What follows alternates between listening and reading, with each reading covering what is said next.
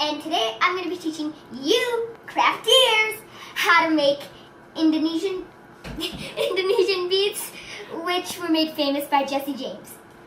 I've made some of these ahead of time to show you what cool things you can make with epoxy. I've made beads, I've made pendants, and I've even gone far enough to make awesome looking knobs. They're always awesome.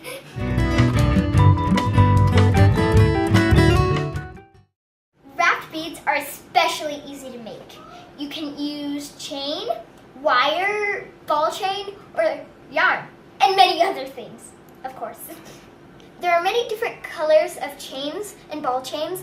I like to use metal, but you can also use plastic. The next kind of bead you can make is the kind of bead you roll around and stuff. You can use seed beads, glitter, even micro beads, and sometimes I even like to use broken beads. So, the third thing you can do is embed rhinestones in them. Old earrings, buttons, and even studs.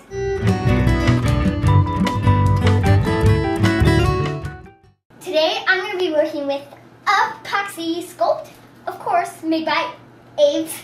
And it's a two-part mix. It gives you plenty of time to work with it. And it only hardens within 24 hours. Amazing! You need to mix equal parts of A and B. So I'm going to mix, this is A and this is B. I used a little bit of polymer clay to get the color I wanted. It's really good until you get one even color.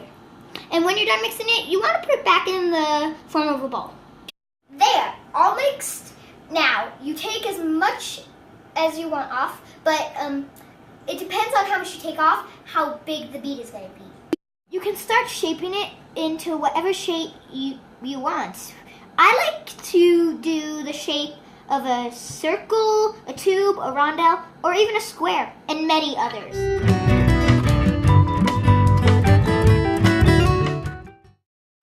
So there are three things you can use to poke a hole through your bead and make it.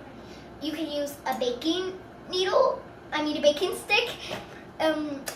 You could use a bead needle, which is from the craft store. It's not really called a bead needle, I just call it that. It's from the craft store.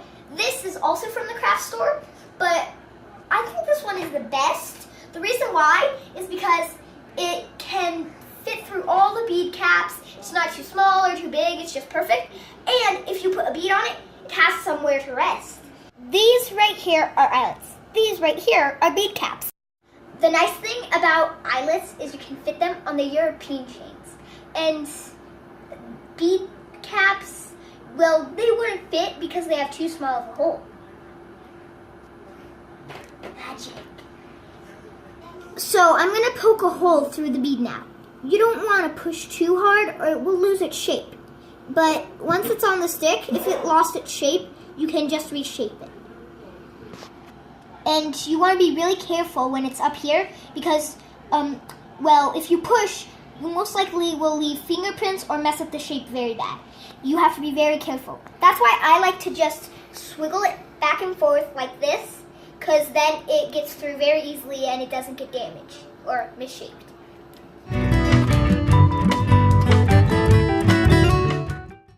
So, now I'm finally ready to put all the designs on. You can make them however you want. Let your creativity get the best of you. And if you're going to make something, it's always better to plan and think about what you're going to make ahead of time. I am just going to do my own pattern.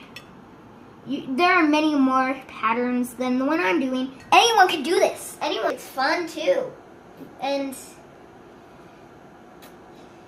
some people are just natural at it. Like you. I wouldn't call me that. It might be true, I just don't want to brag. And this is the bead. It just has that, but there are varieties of things you can use.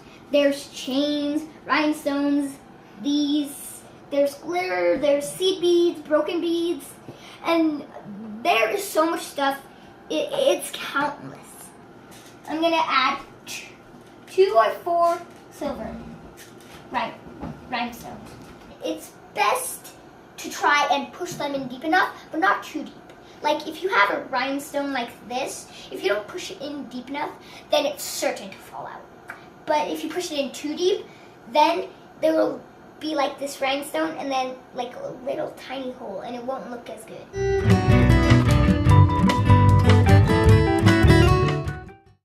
It's best if you keep your bead on like a cup or bead case, and because if you put it on a flat surface, it will flatten your bead, or it will get stuck to the surface and something could fall out, or the clay could come off.